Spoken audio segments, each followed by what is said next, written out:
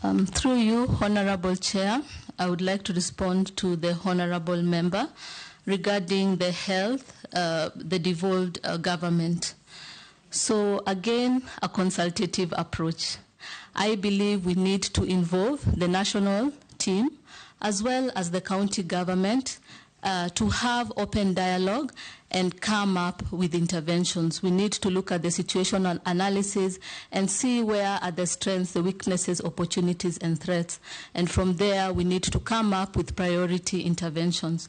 So I'm coming out of the government, but I believe having open dialogue, having consultations, and coming up to ensure we understand where the national team stops and where does the county begin.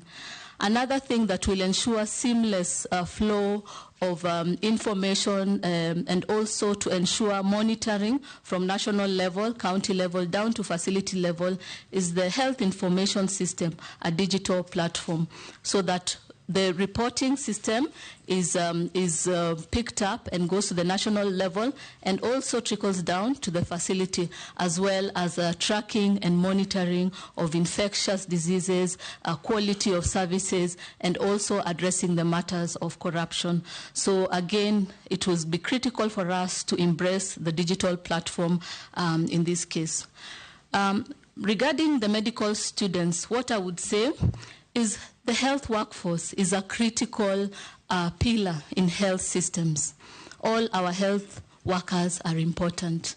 The doctors, the nurses, lab technicians, physiotherapists, nutritionists, among other cadres. And let's not forget the morticians and the cleaners who are frequently forgotten.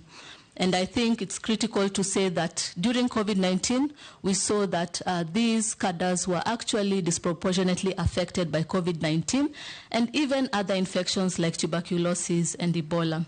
And so we need to strengthen our health workforce. With the numbers increasing, I believe, again, it's a concern.